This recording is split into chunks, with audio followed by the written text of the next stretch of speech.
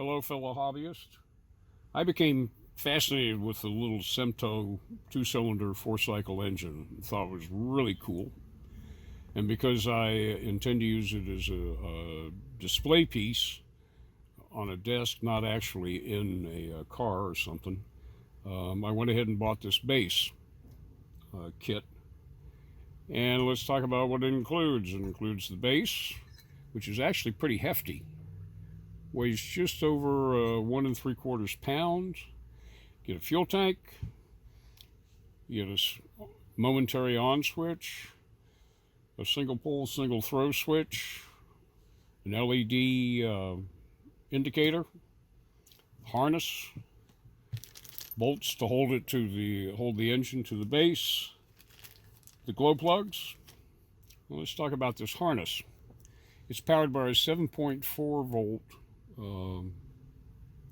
at least LiPo battery.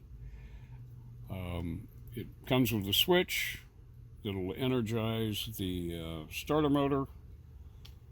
You've got the leads for the starter motor. You've got a ground for the engine to provide the ground for the two glow plug heater tubes, which is interesting because in this setup, it does not turn off the power to the glow plugs. So they will remain on, which means you've got two glow plugs, let's say 2 amps apiece, so you're going to have a constant 4 amp draw. It's interesting they don't turn off because the actual owner's manual says once the engine started, remove the glow heaters, or remove the power to the glow plugs. You get the bolts to hold the engine to the base. You get your glow plugs. Now starts the problems. This base came with 3 holes. One that's 9.5 millimeters. One that's 6 millimeters. And this hole, which is also 9.8 millimeters. This will fit here. The starter will fit here, replacing this, which is too small to fit there, so this fits fine. And then you've got the power switch, which won't fit anything at this point. To fix that, I ended up having to find a single pole, single throw switch that would fit in here, and I had to enlarge the hole to 12 millimeters to hold a new switch. And this is that switch. I've gone ahead and purchased a fancy cover for it, just because why not? But you will have to ream this out to 12 millimeters.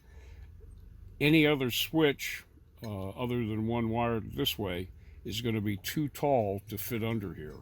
So be aware of that. The other thing that you have to be aware of is that, as in many cases, when a part is anodized, they don't protect the threads. That can lead to a real problem when you try to run the screws to hold the gas tank onto the base. I'll show you the gunk that I pulled out, but you're going to need a 3 millimeter tap to clean out the threads before you try to tighten them up, because they're only going to go part way, and after that you're doing nothing but burgering up the threads, which is not a good idea.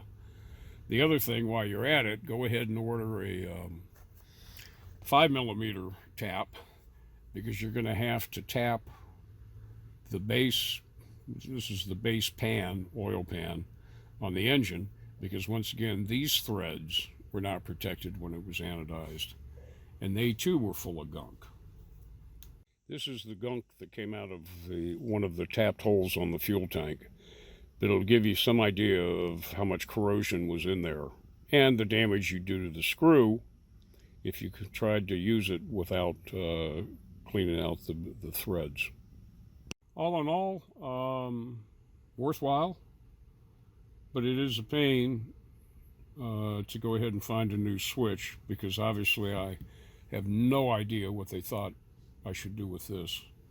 And at the same time, you're going to have to buy a LiPo battery. I've seen some of the people have a problem targeting it with a 2S, which is what this is, LiPo with 7.4 volt. But we'll see. Sometimes people require it. Make sure, once again, that you get a high capacity, because those glow plugs are going to continue to pull electricity from here. And also make sure that it's small enough to fit in here. I'll use Velcro to hold it in place so it's easily removed if I have to recharge it.